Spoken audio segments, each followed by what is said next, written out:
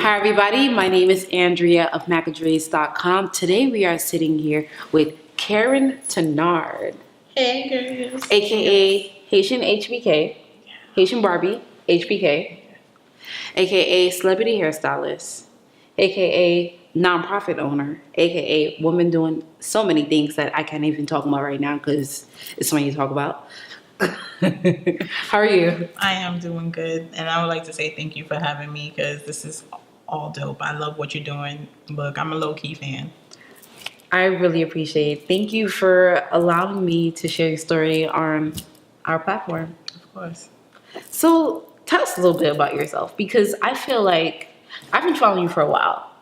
And you have, throughout the years, has gone through many things as far as different career paths, I would say.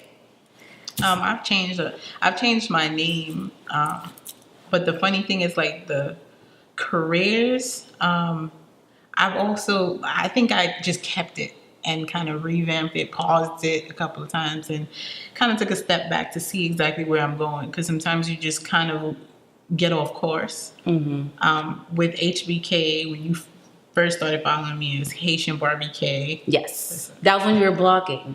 Yeah, I was blogging, doing media, interviewing people. Similar to this, but not in this level. Like you're dope, and giving out quotes and stuff like that. So okay. I used to quote the Bible a lot in my YouTube blogs, and then I don't know. I just was like, I wasn't feeling a name anymore. Like I was like, I'm so much more than Haitian Barbie K. Mm-hmm. I want people to know my name, and a lot of times that I didn't want to. I didn't really like my name from where it stemmed from. And what did it stem from, if you don't mind sharing? Okay, so my name is Karyne. It's spelled Karyne, right? But I'm named after my stepmom. How? Yeah. Okay. Wow. So, I found that out like later because she was like, how do you spell your name? And then I told her, and he was like, oh, hey, that's how I spell my name. And I just was like, and I'm Haitian, so you know the story, right? That is interesting. Yeah, my dad is like a Rolling Stone. But yes, I usually was like, okay, her name it sounds differently. So I said, call me Karyne. Mm-hmm. So for the rest of my life, I was like Karyne. And I try to stand away. Now I'm just like, yo, this is me. Like, I made a name and everybody's like, oh, I love the way it's spelled. It's so different. I'm like, yeah, listen. But everything that happens to you in life is for purpose. So I agree. I definitely do. I don't regret it. It's just, it just has a story. Like everyone's like, that's my story with my name. So that's why I started with the HBK and just, now I'm more Here by Karyne. So tell us a little bit more about Here by Karyne, because one would think, oh, you may sell hair. One may think just by the name alone. Mm-hmm. One may also think that you just do hair. But Here by Karyne is so much more than that. Tell us a little bit more of what is Here by Karyne. Here by Karyne means getting your hair done by Karyne, and you're educated. Like I'm an educator. So if I'm doing your hair, you leave empowered. Like I could do my own hair. Then y'all try to do it. And it's like, wait, no, let me go back to Karyne. But it's about, I love hair. Like I always ran away from it, but I've always done it. Like I've done my own hair, and I don't trust anybody with my hair, not just anybody. Mm-hmm. And because not everybody cares about hair like me. It's true. Hair period, because some people just throw some hot curls in it and go for $1. And I'm just like, no. Like I would bust myself, I'm not gonna say my asparagus. I would do that, and like, listen, you can say whatever you want. Like this is no judgment zone over here. I am so weird with cursing. Like it's just, it comes out and it sounds weird. Or are you one of those people that like, oh yes, I used to be like short tempered, and I'm like, so like what kind of okay. So now I'm just like, cool. My sister used to do the Iverson braids. Mm-hmm. She was a tomboy. but girly at the same time. So I practiced a lot on her head. And then everybody was like, "Give me the fishbone." Oh yeah, I remember You those remember? days. So I was Everybody wanted fishbone. girl, I had it. They was like, "Who did it?" Me. I was like a walking advertisement, like me, I did it. And that's how they end up doing it. And then I was in the yearbook, like you could see the braids in it. So I'm like, braids have always followed me. And you know, in your life, if you look back, you'd be like, that was what I was supposed to do all my life, but I just did it as a hobby. Like, you know you could do something, you just do it.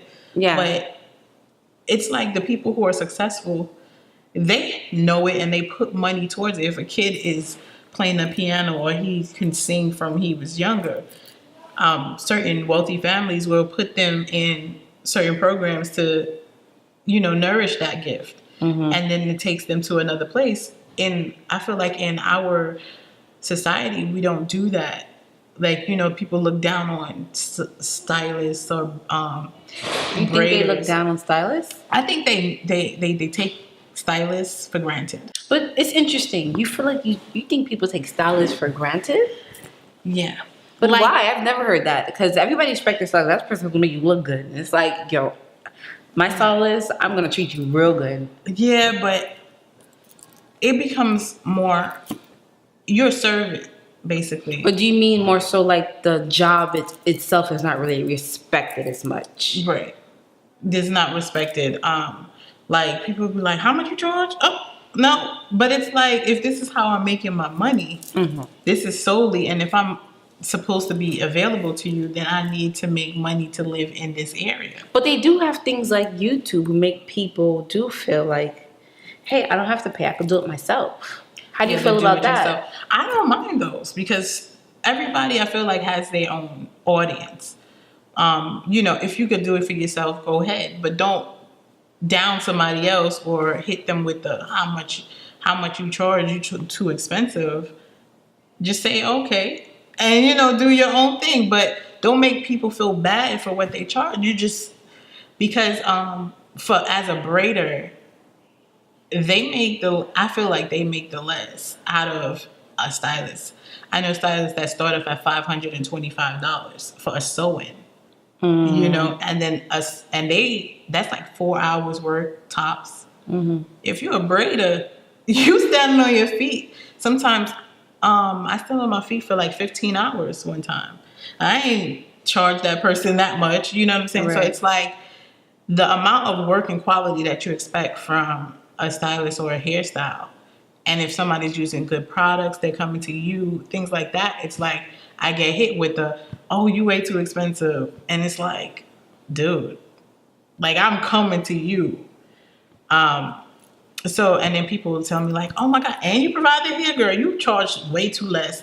So I get both. And I'm just like, you know what? I'm just going to go with my gut and I'm gonna learn my worth. I'm gonna know my worth. And then, so it's just, I guess it's just people who want to look for whatever's convenient for them. Yeah. But you did make a point when you said that I learned my lesson and I know my worth, basically. I know my worth because it all goes to that at the end of the day. Because no matter what you do, rather you're a stylist, rather you're selling clothes, rather whatever it is, as long as you're operating services and you're giving things out to people, you have to know your worth because your price is your price. And if somebody's going to try and play with your numbers, then that's just not your client. Not my client. Like, I'll be like, what? You know, and it's just like, you know what? I'm not going to get this headache because giving me a headache is expensive.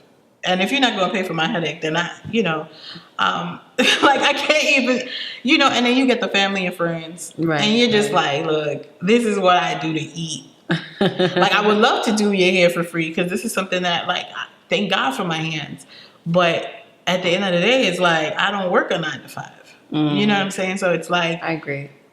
this is 24. You have to hustle. When you are an entrepreneur, you hustle.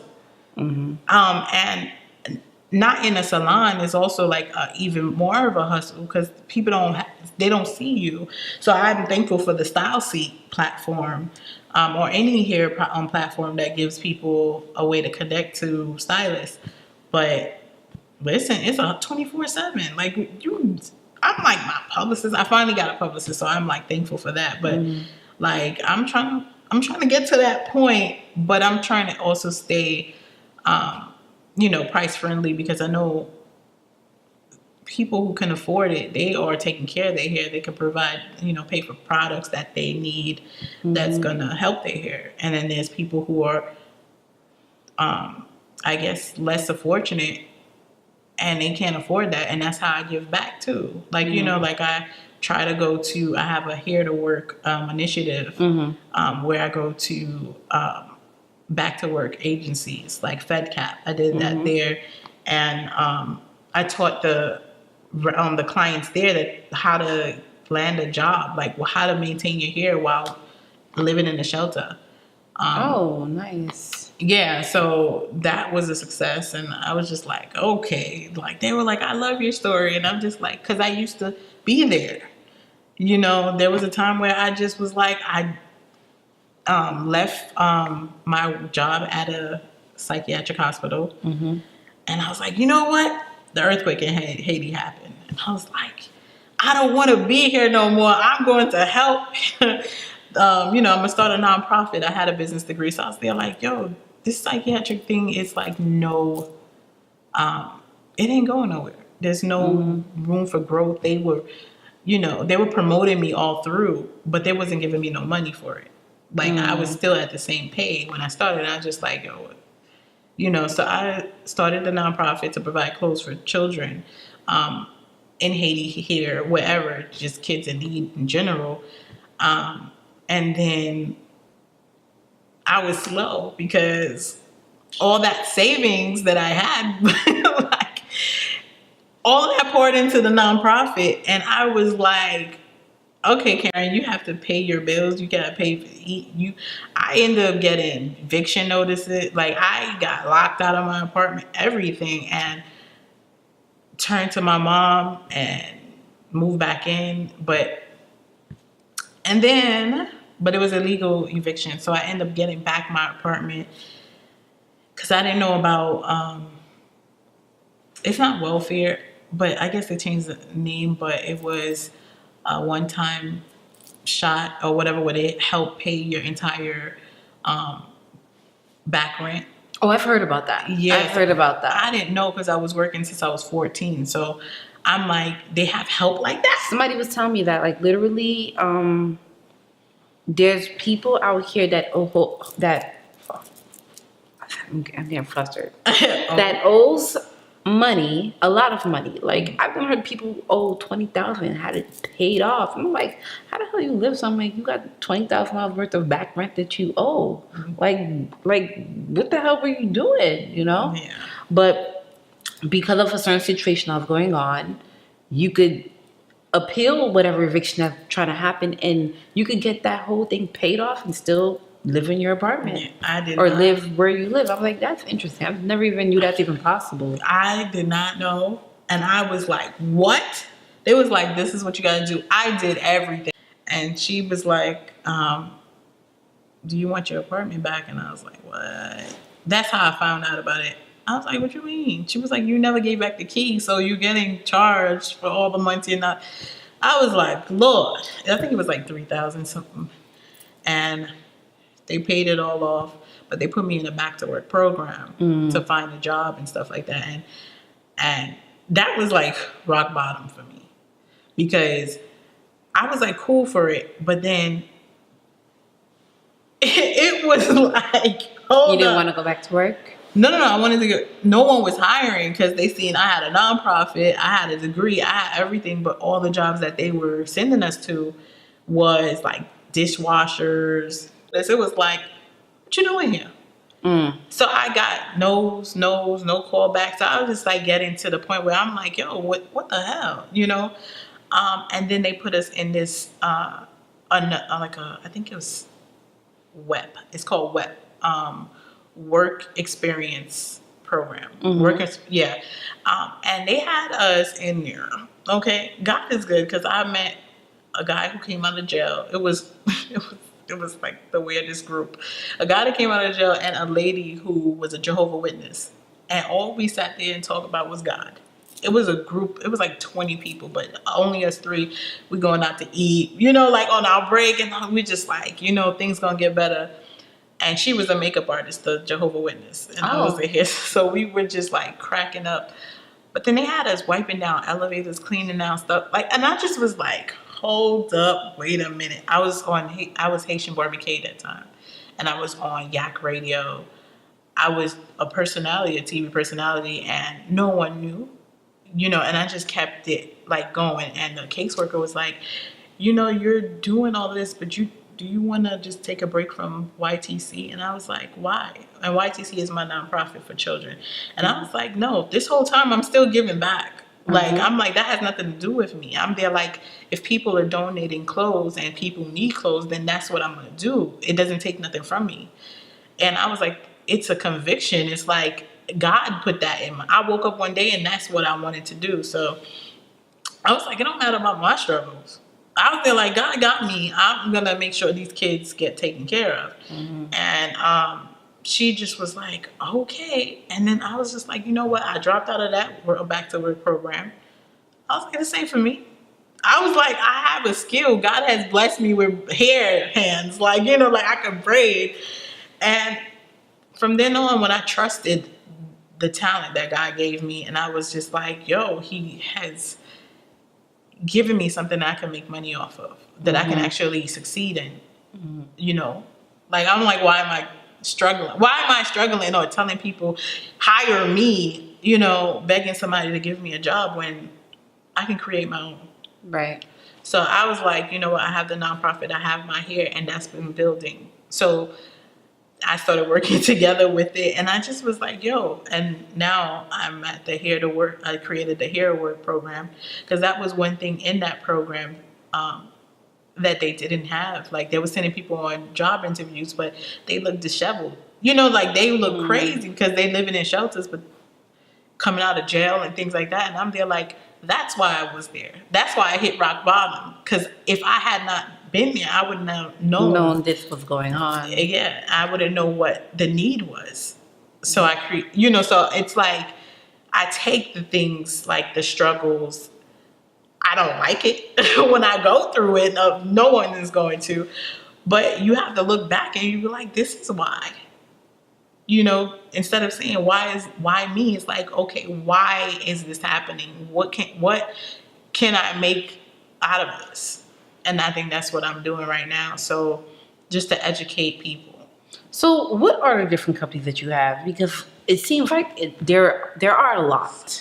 It's especially nonprofit. There's several nonprofits under your belt. Okay, so it's one nonprofit, but it's initiatives. The other ones are like little initiatives. Okay. Okay. So I have Hair by Karyne. That's and then the initiative, a part of that is the Hair to Work initiative with low income families. Well, parents in general, individuals just looking for work. So partnering with work agencies that's helping people to do that, like Goodwill or FedCap. Oh, nice. So basically, the initiative of that is to help them get jobs and maintain their parents in their hair. Because you said you do give away clothes. That's for kids. Oh, kids. Yeah. Okay. So the nonprofit is Your Destiny Treasure Chest. That's the other organization that I was created. That's to provide clothing to low income families that live in shelters, orphanages, free of charge, and the clothes can be new or repaired, so then nothing goes to waste.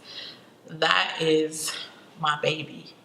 That's how I give back. It's all volunteers there, and I'm just like, it's tiring, but it's worth it. And the other company is Access Branded, where it was so funny. Access Branded, I started as like a branding company because I have a business degree.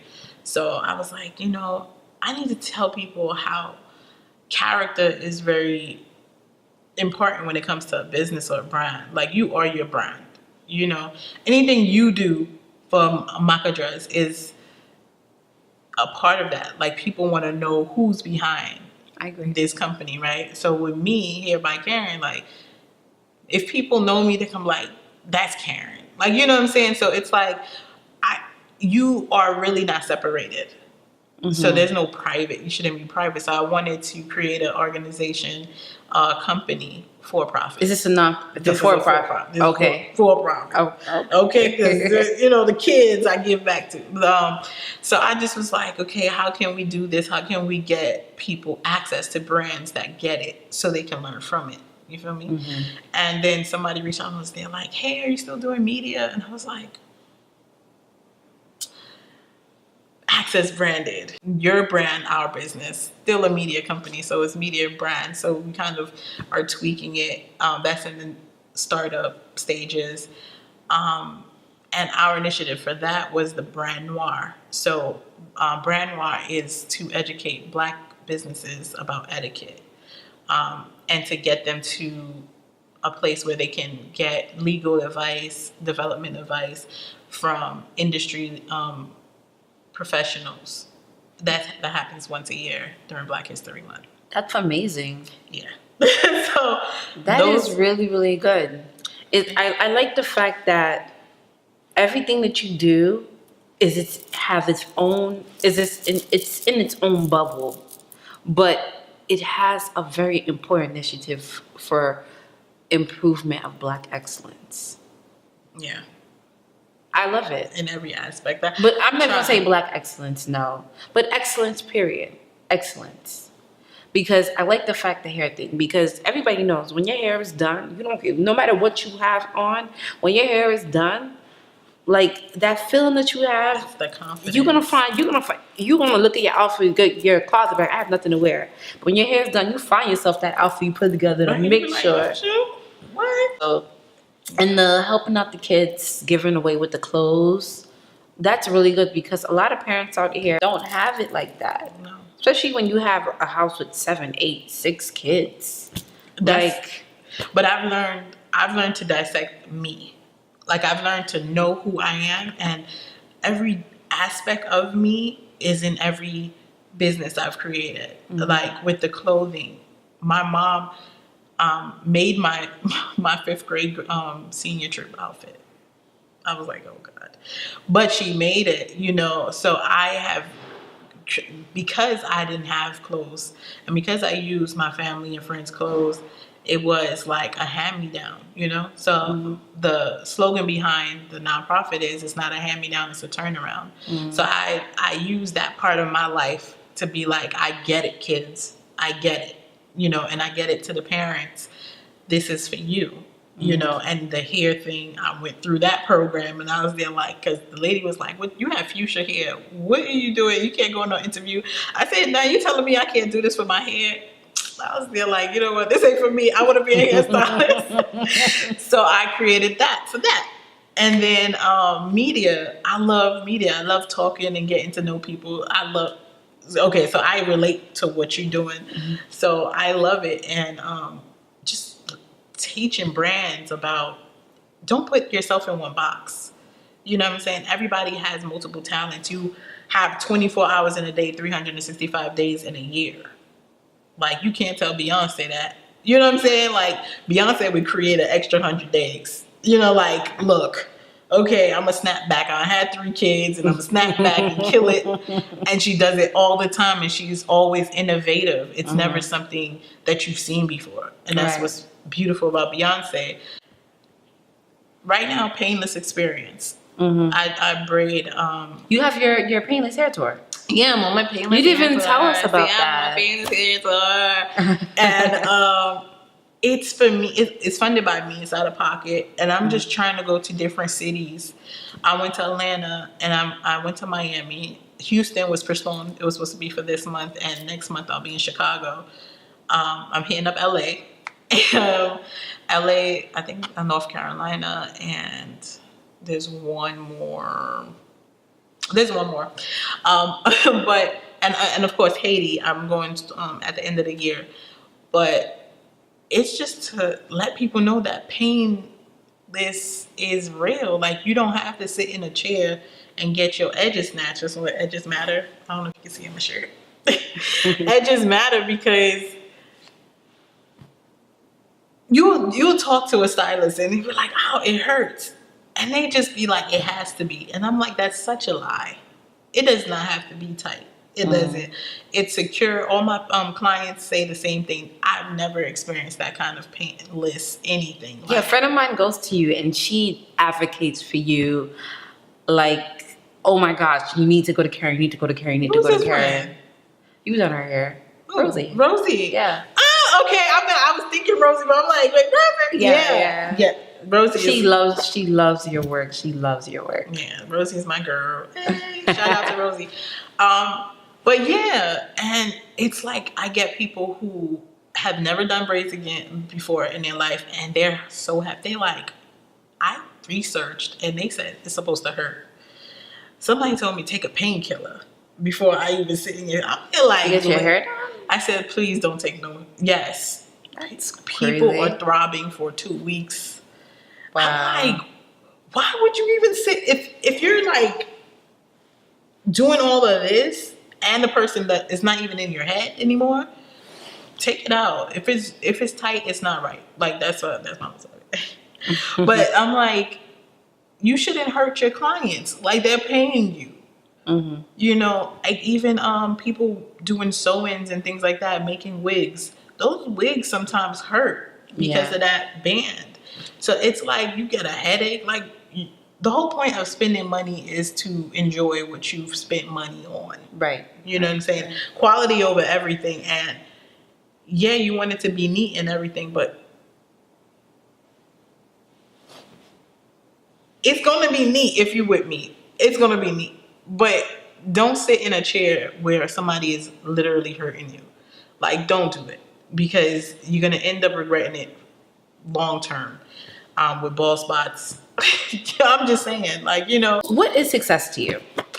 Success for me is when you can be happy with yourself and be able to be happy for others without it taking away from your happiness. You know what I'm saying? Like when you can celebrate people and be like, you know, we both winning, we good. Right, you know, right. like that's success where you could just be at peace. Like you don't feel any kind of regret.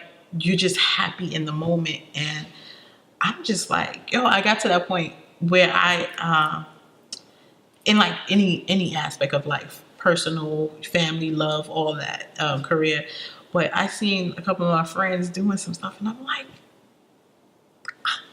you know what I'm saying? Like, hey, clap. You doing it. You know, like, and then I'll celebrate it. But I'm like, that's the kind of thing. It's like when you hear people say, like, I don't chill with girls. Yeah. Like, what? But you know what? I understand. I agree with you on that 100%. 100%. But like I was telling you earlier, sometimes certain people are the way they are due to their experiences. This is true. And you cannot sit down and be like, oh, such and such is this way, such and such is that way. You don't know what such and such has been through to make her or make him the way he is. So due to certain people saying stuff like that, it's just due to their personal experiences. How That to is be true. aware of such and such, and I'm gonna have this wall up because I've been burnt already and I don't want to be burnt again. That is true. But if everybody is burning you, or you have an issue with everybody, Yeah, if it becomes then like it that, might then be you. yeah, You know yeah, what I'm saying? that's It's when- like, wait, hold up. Okay, what are you doing that is allowing them? And even if you're a good person, Right. because you could be the reason why you're getting burnt. Like me, my That is sister so be funny. like, oh, you always helping people, you always doing stuff, and I'll be like, so I have diagnosed myself with anxiety. Like I be like, I will do so much where I'm like, I really need to just shut down and like breathe. Like low key, like I really will just stop and I need to go outside for fresh air. And there's like a couple of people I like go on a limb with and I'm doing stuff and I'm like, I love what you're doing and I'm giving back and I got burnt like so many times. I was just like, see, this is your problem. Like you always overdoing it and doing yourself and you don't even know the people. And I'm like, you know what? That is true.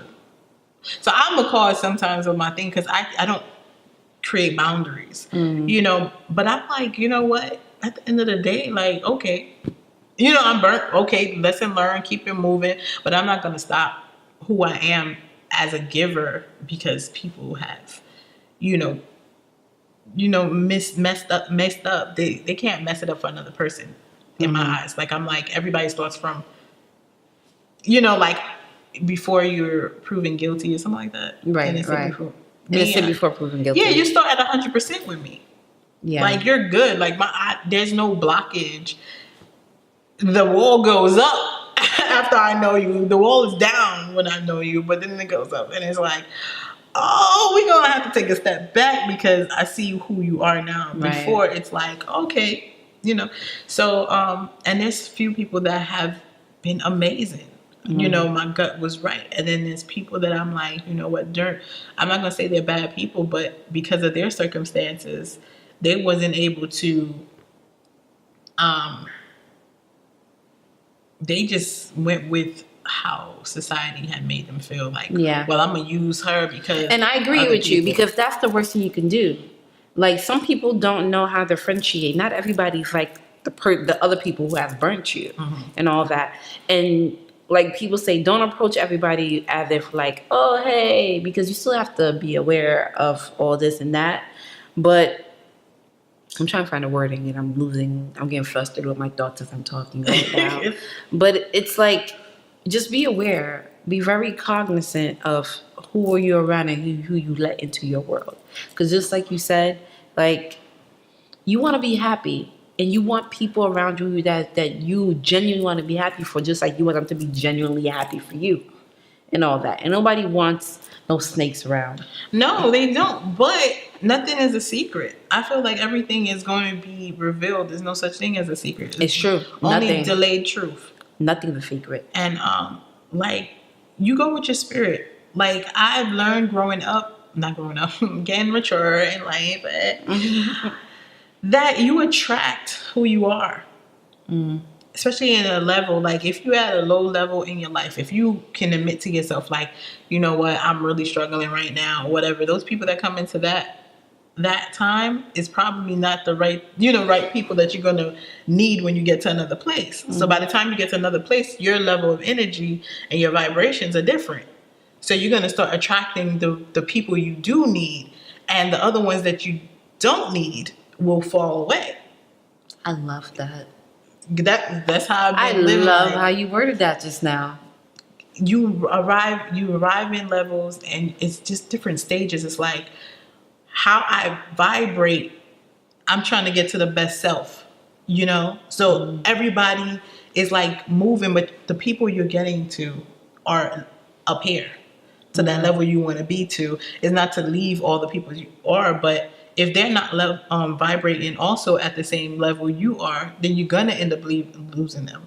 But when they get to that point and they level up, then they'll see you there. But at this point, you are increasing and elevating. So in elevation, there's separation. That's kind of what it is. You can't fly with baggage. No patches is on my plane. Okay. All right. So Beyonce is like, yes. But yeah. Tell us what to expect from the hair tour. What do you go by now? Hair by Karyne now? Hair is by that what Karyne. you feel much more is you? Yeah, that's me. Hair by Karyne. I'm always hair. Hair is like, I'll be like, you know, like I'm just that's what I do. Like even with the nonprofit, I'll talk about clothes, but I'm sitting there doing the kids' hair. Like it's just something that I do. But I love that. I feel like everything that you do, they all intertwine one another. You help the kids, you help the parents, you Do media. Like everything intertwined with one another some way, somehow. Yeah, some of the kids from the nonprofit, they just don't want to leave. Like, you know, like I had like a program where they kind of just like, okay, go. So what do you do for leave. other than give the kids clothes? Do you do anything else for the kids in your program? Yeah, because they keep wanting things. Like I only do stuff because it's so like personal. Like it's such a small like nonprofit that when the kids suggest something, I'd be like, all right, let me make it happen. Well, you never told us how long have you been doing that? So this is my 8th year. I literally started it the year of the earthquake. Like in Haiti. Yeah, the earthquake in Haiti was January 12, 2010. Mm-hmm. I quit my job in August because I was just doing the most. And then September 8th is like a birthday present to me because my birthday is September 6th, so I founded the organization on September 8th, 2 days after my birthday, and 2010. So it was 8 years. September 8th. How many families would you say you have helped so far? I've helped probably over 3,000 families. Beautiful. Yeah, that's beautiful. From Haiti to here, Sandy literally like accelerated the organization, because when Sandy happened, it was so crazy. We got a Google grant. We partnered with New York Cares. New York Cares communications was so down. They were like, hey, we need to help and stuff like that. We were with Red Cross. It was just like so much. We got like 2,000 clothing from Red Cross to distribute in Canarsie and Fort Rockaway. We went to Red Hook. It was just like, it kind of pushed us and our team and volunteers to just do. And so in every disaster, there's somebody that actually gets to do what they want to do, and it's unfortunate, but it really put us on the map from there. And it was just like, so that's how long we've been. We've been 8 years. And it's been tough because sometimes I'd be wanting to stop it. I want to just get it the word is dissolve. I want to dissolve it, but then I'm like, God will come up with another opportunity. Like people will be like, yo, I want to be a part of your organization. Like, how can I help? And I'm like, I was just about to stop this thing but then it's like, what? It sounds like you're doing amazing things. Like I could see why you would think it's of stressful. It can be stressful, especially you're bouncing 3 different companies that all have their own mission in their own way, and you're actually 4, because hair is a completely different company by itself. Yeah, that's different. Then you just have like the nonprofit, the Access branded, the what's the nonprofit, the hair one, the hair to work. work. Yeah, so that's under the hair. My hair by Karyne. Girl, but it's you like, don't say what is that most of your business, girl. I'm saying it's just when people ask me like, what do you do? I'm sitting there like, I'm a hairstylist. Like I'll be like, I'm a hairstylist. Then get to know me. Okay. Because it's like, it's hard because then it sounds like you're kind of bragging, or you're like, oh, you do too much. I wouldn't say that. Why? Like, these are stuff this is your accomplishment. Yeah, but people. I hate people say, oh, you're bragging. Like, it's a difference between bragging. And then, listen, but then it's like, I also get from people like, oh, you doing too much. And I'm there like, nah, man, I only have one life. Because you do this full time. Do you have a day job or no? No, I don't work for it. Like this is me. What you do. Mm-hmm. The hair is what I get my money from. Everything else is. You're inspiring. That's amazing. Thank you. I'm really trying. Amazing. I watched my mom raise 6 kids. My aunt had 12. Wow. So you have a big family. Yeah, and they're ladies too. Because then it shows like, yo, when I was in 5th grade, my 5th grade teacher, Miss Scott, she gave me a leadership award since 5th grade. So since then, I was like, she don't know that little award really changed my life. And that's why I also make sure that the kids understand and know that I'm here for them, and that opportunity doesn't come at age. It comes at any time. And another thing where I loved helping out kids, or helping people in general. My 5th grade teacher, she's like my other mama. Like she doesn't know that, but she's like my other mama. And for my senior trip, my mom couldn't pay for it. She paid for me to go. Like, and that's some stuff that teachers don't do. Like, I don't know what teachers do it now, but that's the teacher I grew up with. So I'm an advocate on teachers. Like, teachers need to make more money. Okay? Like, they are also underpaid. And they deal with kids. They do a lot. Kids. They do a lot because teachers literally, like, you are a second parent to somebody 30 else's kids. That one parent has one kid. They come and pick their one kid up. Your teacher has 30 kids in a classroom with different personalities, fighting, jealousy, all this Just have extra to stuff. manage it all. And A friend of mine was going to an event with his friends, and basically, one of his guy friends couldn't make it. He's a teacher. He teaches high school. One of his students that he had in a previous class, he got a phone call that day. He needs to go to the hospital because the student tried to commit suicide. And he went to the hospital. He didn't go to the event. He went to the hospital. That's the type of... He went to the hospital for the kid, and he was there the whole night. They were calling him like, "Where you at? Where are you? Where you were?" He's like, I can't come. I'm not coming. I can't make it no more."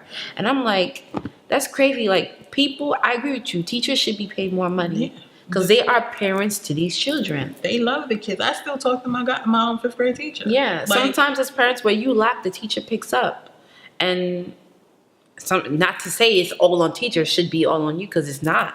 It's definitely not. But they deal with a lot. They see a lot. They're with the kids most of the day. You know, by the time they get home, they're ready to go to sleep, do their homework, and go to sleep. Parents don't really, understand what's going on. But like man, listen, I used to go back. I graduated. I was in college, way older. I used to go back for Valentine's Day, give her chocolates, meet her class, speak to the students like, hey, and she used to be like, this is my student from 1995.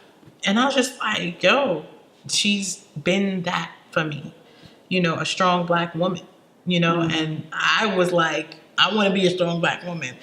And my mom is the reason why I'm like, yo, I can't depend on anybody else for money, because my mom would kill me, but she thinks I don't like her. And I'm like, what are you talking about? I love you. You're like one of those strong Haitian women. And for a trip to 3rd grade, from a 3rd grade thing, why I am who I am is I asked her for money for the trip, to get something to eat. She went through her purse and could only find a quarter. Yeah, so she gave me a quarter.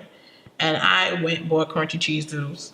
And I was like, you know what? I just looked at her like, I went to Crunchy Cheese Doodles. We went on the trip. That's another quarter, because nowadays them trips, or my niece and nephew not go to the It's store. like 35 cents, I think, now or something. But that's all I had. Okay, so I went to the trip. I don't even know if I was grateful or mad, I just bought the trip because I felt like those times that was the only bag that. Like, I rationalized. I was like, I have a quarter. What can I get that's going to keep me full or something? So I got that. And when I tell you God is so good, okay, my friend had 2 of everything. Who does that? Her mom packed her 2 heroes, 2 juices, 2 of the same exact thing. She was like, oh, Karyne, here. She gave me half of her whole thing. So to me, where my stuff came from, where I was supplied, it didn't have to come from my mom. It just had to come. You know what I'm saying? So I was like, when I look back, God has always been there for me. And so I just was like, I would never be like that, to not have money to give to my kids. So I took that as also a lesson. Like, no, like I can't. But they'll be like, oh my God, you telling that story again? Because it is a really big moment in my life. You know what I'm saying? Where I'm like, the struggle is real. And I look at her and I'm like, yo, if she only had a quarter for me, she had nothing for her. You know what I'm saying? So I see that as that. And a lot of people be like, Karyne, what? I'm like, I don't need anything, because my mom didn't need anything. My mom would suffer and make sure she wasn't on welfare. And we used to share peppermints. Okay? Like, she used to crack the peppermints and be like, here, and we used to be happy. Like, give me the bag, because the crumbs are in there. Like, so having a big family, you do lose out on having a lot, but you learn community. You know what I'm saying? So that's why I'm always all over the place and I'm doing stuff or helping people, because that's the type of person my mom is. Wow. Yeah, my mom is one of my like heroes, but she don't know. I tell her that, but she don't know. So if anybody wants to connect with you, where can they go connect with you at? They can connect to me. I have my own website, www.hairbykaryn.com. And if you wanted to check out the nonprofit, it is www.yadestinytreasurechest.org. That's a long name. And accessbranded.com is the media outlet that I got. But those are it. But you can find all of that on hairbykaryn.com or my social media handle at hairbykaryn.com. Well, you just heard it. Hair by Karen. I said that. Hair by Karyne? Yeah, or Hair by Karen. Or hair by. I'm getting tongue tied as I say that right now. Yeah. Or Hair by Karyne. So you just heard it from Karyne Tinord herself. On Andrea MAKADREZ. Yep. So, and May 7th, I just had a meet and greet experience. So I'll probably do a little bit more of that. So you can come out, get like a free consultation where y'all ask me all questions about hair, and I'll tell you the painless truth about it. Okay. Yeah, because I just need it.